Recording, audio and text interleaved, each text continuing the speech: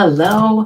So there is something that almost nobody tells you when you are in a relationship that is bad or toxic or confusing. It's abusive. You may not have that language yet to really understand that it's abusive, but if you don't know this, it could cost you your life. It could cost you decades. Okay.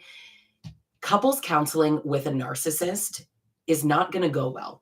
It's never going to go the way that you hope. When there's abusiveness, toxicity in a relationship, it's like we're having issues. We need to talk. And so I understand that draw to couples counseling because it seems like an obvious thing. And it's kind of everywhere in society. We're constantly being told to work things out. And in my experience as a coach and as a person who has escaped an abusive relationship, couples counseling can often make it worse. Now, I had a fantastic experience in couples counseling where that was actually what made me realize what was happening. Having said that, it made the abuse worse. And so that's a huge danger and a huge risk. But I also know how hard it is to hear that couples counseling is not a good idea because it feels like that last ditch effort to really make things better. And in fact, it can make things so much worse. The truth is, you're probably holding on to hope. And I mean, the truth is, trauma bonds, abusive relationships, they are built on hope. They rely on it, they bank on it. And so if you can just get him into therapy, then, maybe a professional could explain it to him because the way that you've been explaining it to him, something's just not clicking, right? He doesn't get it. So maybe a professional will get it. And I know in my experience, I was like, I'm going to get a man because maybe he'll listen to a man. And I had a client say that to me this morning. The truth is, it really doesn't matter. And we're going to talk about why. But someone else saying what he's doing, you think it's going to go, oh, someone else is agreeing with me. Someone else is making this make sense to him, but we are never going to be able to make them understand something, A, that they already know, and B, that they don't really want to let land completely. Somebody who doesn't want to stop hurting you won't. And so a therapist is not going to be able to make them stop. So I know that you're in it and you're sort of fighting to stay calm and you're trying to be fair and you're trying to take some accountability for yourself. And, even sort of, if we can both take some accountability here. Often an abuser will say that to you, but I also see victims just sort of, can we both just in a desperate attempt to get them to admit that they're even part of this, right? You're playing the long game. You're trying so hard to save this relationship, to save the marriage, to get them to agree to go. In many cases, and this is a myth that narcissists won't go to therapy, perhaps outdated, but 100% a myth. Narcissists will absolutely go to therapy. I think particularly now as therapy is more welcomed and more talked about, mental health is more talked about, they will be more likely to admit they need help, but it's fake. They're pretending that they need help. I know in my case, he anticipated that we would go to couples counseling and that the therapist would say, see, you're the problem to me. He strongly believed that they would take his side, but already going into it with the position of sides, typical narcissist, right? So maybe you're asking yourself right now, am I expecting too much? Do I need to communicate better? We both need to work on things. But if I tell you therapy won't fix this, does that resonate with you? Do you understand that, right? I think if anything, it often hands the abuser more tools to use against you. And you do not want that because they've already got quite the tool belt. So if the one place that you're supposed to feel safe, therapy, if that becomes another place where they harm you, just another place where he twists the story and sort of you still end up feeling like the problem, that's not a good thing for you. That's really going to do so much more damage. But stay with me because we're not talking about blame. We're talking about clarity. I want to help you get to a place where you feel much more clear because truthfully, clarity can save your life. So if you don't already know me, my name is Lisa Sunny. I am the founder of Stronger Than Before Coaching. I'm an author, I'm a relationship coach, and I'm an educator in domestic violence, abuse, and specifically an expert in breaking trauma bonds. And I'm not really here to tell you what to do, but I am here to tell you the truth, even when it's hard and even when it's painful. I wish that someone had told me this, though I probably wouldn't have listened, but I honestly think that I could have saved myself so much pain. So I'm telling you because I firmly believe that you deserve to know. The truth is, most therapists are going to miss that they're even sitting in front of a couple that there is domestic violence or abuse happening. Now, I first want to say that domestic violence is not only physical abuse, emotional abuse, financial abuse, all of this, psychological, it is domestic violence. And many marriage counselors, truthfully, despite their good intentions, have no idea what abuse actually is. And I have an unbelievable amount of clients that feel invalidated, hurt, dismissed, and frankly, harmed when they're frankly, in individual counseling too, but in marriage counseling or in couples counseling. They have no training in domestic violence unless they have chosen to specialize for it primarily. There are some programs that include it, but most don't. And I have this on the word of so many therapists directly to me. This is not me slandering therapists. I collaborate with therapists. I think licensed mental health therapy is unbelievably helpful in so many cases. Today, what we're talking about is when it's harmful and what some therapists really miss.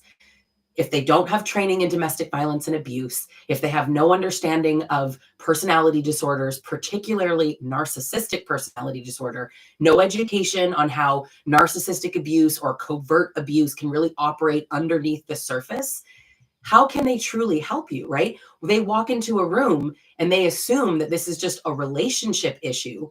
And that's not what it is, right? They think that it's about communication and mutual respect, that it's about meeting in the middle. And abuse is not a communication issue. It is absolutely not. Abuse is not a we problem. Abuse is a perpetrator problem. It is a choice.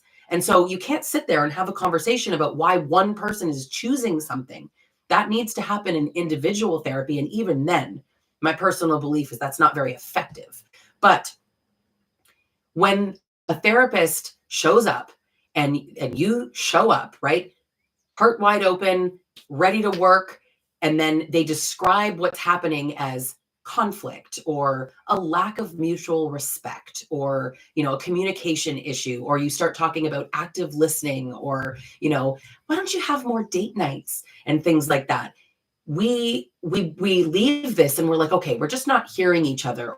Truthfully, don't even get me started on the 5 love languages. That's a whole separate topic. I hate that book. The therapist, without the right training, is going to completely miss that what you're describing is abuse. And that's unfortunate and, again, very harmful to the victim. So instead of naming the abuse, they treat it like this relationship dynamic where everybody has some responsibility. Now, on the flip side, a therapist who names the abuse can also create more danger for the couple, particularly the victim, of course. So in that case, the therapist is going to potentially say, hey, this is abuse.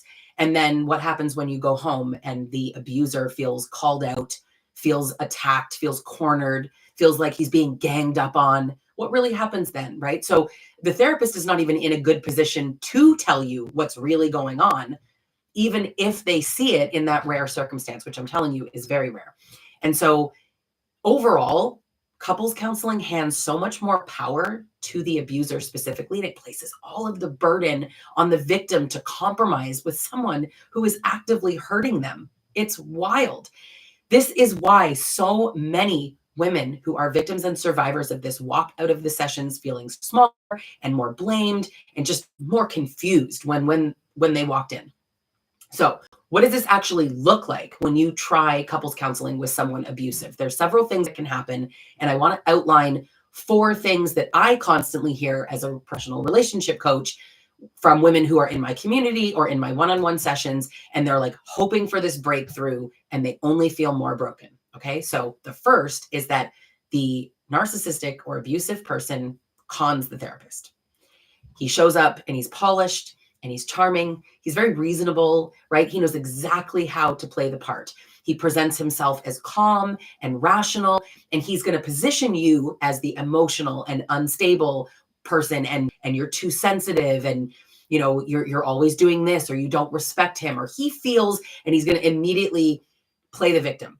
But it works. And so the therapist, without specific abuse training, they buy into this performance because the story is just getting flipped.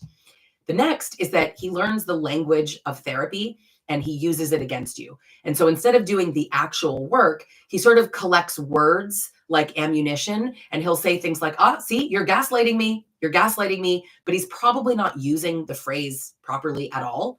It's like you will disagree on something and he'll say that's gaslighting when that's not the definition of gaslighting. Or he'll say, you know what, you're the narcissist, or you're projecting. Oh, you're triggering me. You're crossing my boundaries. He's going to say all of these things. And he's going to take the concepts that are meant to help. He's going to turn them into weapons. He's going to flip the blame right back onto you. Now, you're not only hurt, you're confused. You're more confused. And you're doubting your own sanity even more than before. Maybe you feel ganged up on. Third is that the therapist is going to focus on communication issues. Now, this is exactly what happened to me in the first couples counseling sessions that we had, when I specifically chose to book with a man, hoping, maybe a man could explain this to him. He seems to respect men more than women. Let's see, right? But when we focused on communication issues, I was like, I don't feel like that's what the issue is. Like this, I have communicated. And then you leave it feeling like, have I really not communicated? But you have. So they're going to treat the issues that you have like a disagreement between two people who just need to understand each other better. Listen more. Listen to him. Are you really listening to him? And it's like, you really want me to listen to the verbal abuse? Is that really the goal? But they want you to reflect more and think more. And they give you a lot of helpful tools that would work in a relatively healthy relationship, but they don't work in an abusive relationship. They might even suggest compromises, as if abuse is something you could meet halfway on. I mean, very controversial example, but a great example is he will say, you're not being with me enough in the bedroom, right? Not enough spicy time. And what's the compromise? Only do it sometimes when you don't want to. And there are literal marriage counselors, mostly men, but men and women, who will say, like, just do it. He needs it. He wants it. It would make him, as if it's a normal practice to trade your body to receive basic human decency and kindness. It's just not how it works. And I wish people could accept that. I wish men could accept that, but it seems to be a very difficult one. But I think that's a good example.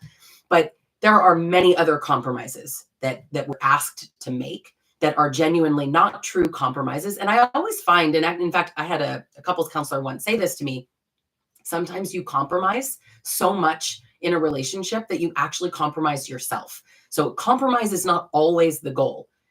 It makes sense, right? And this is how narcissistic abuse often works. It's like there's a shred of truth, right? You need compromise. That's true.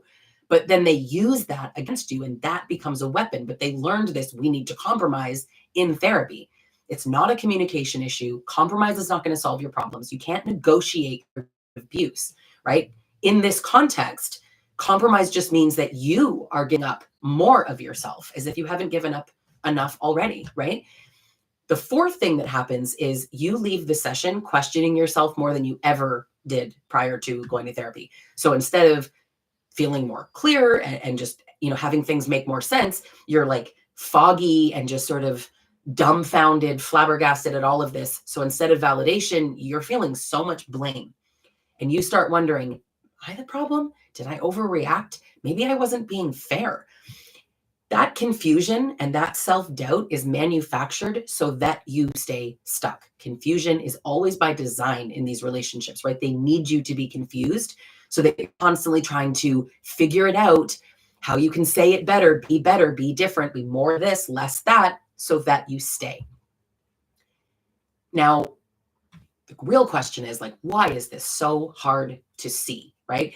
Your brain is trying to protect you from the unbearable truth that this is abuse. Because if this is abuse, you need to do something. You need to change something. You need to take an action that you're probably not ready for. And so maybe you're experiencing cognitive dissonance. I see that often. Cognitive dissonance is really just that painful space between, like, I know he's hurting me and I still believe he loves me. He is the knife and Band-Aid. He is the pain and the comfort. And your brain can't hold those two conflicting beliefs at the same time. And so our brains kind of naturally lean towards the least painful option, which is, I still believe this person loves me, right? They're not a bad person. it makes you second guess yourself and frankly rationalize and minimize and just sort of explain it away. But this is an unconscious thing. Now, betrayal blindness, which is a term coined by Jennifer Freed, it's what happens when we kind of can't afford to like fully see the betrayal because it would mean losing the relationship that we're attached to. It's not like denial. Betrayal blindness is deeper than that because denial is sort of like you know it and you deny it. Betrayal blindness is like under the surface. You're just literally blind to what's happening for self-preservation. It's really a defense mechanism. So we stay blind. And it's really not because we're weak, right? It's because we're human. And so you may have found yourself defending your abuser. You might tell the therapist, listen, he's not all bad. In fact, as a coach, I get a lot of clients that come to me to book a clarity call or a session, and they'll say, I really don't want to make him look bad. So I want to tell you all of the good things that he does before I tell you all of the bad things, as if I don't know that all abusive relationships have a cycle of good and bad. But it's like, I don't want you to think that I'm just complaining. I don't want me, right? They don't want me to think that they're not being fair to the abuser. If you're being abused, the last thing you need to do is be fair to the abuser and start going, well, maybe they're abusive because abuse is a choice. But that's really hard to believe. In fact, I think it's frankly too heavy for people at certain stages of coming out of this. The truth is, though, is that we're holding on to these good memories and good times and the kindness and the intermittent reinforcement that they show us. We're holding on to them like lifeboats. We need to just let it go, because here's the truth. Those good moments, they are part of the abuse. And I just named it. It is called positive intermittent reinforcement. It is an abuse tactic. All abusive relationships include that. That's the reason you stay. Imagine if they took that out and it was just all bad. Think about the function that those good times actually serve, right? So when you are leaving, this means grief. And you're grieving the fantasy, the life, the potential, and the person. You're grieving it all. It's huge to leave. So real love, and if you've never experienced it, it's like foreign to you, right? But real love doesn't require you to abandon yourself to keep the peace, but abuse does. Real love doesn't punish you for having needs. Abuse does. Real love does not twist your words, flip the script, make you feel like you're losing your mind. It doesn't demand that you just shrink yourself into this tiny little small to make the other person comfortable, right? Say this with me. It is abuse. I was targeted. I am not crazy. Abuse is a choice. You need to say that to yourself. The person I loved never existed, but I did. You exist, and you deserve to exist in a relationship where there is no abuse. You know the amount of abuse that is acceptable? 0.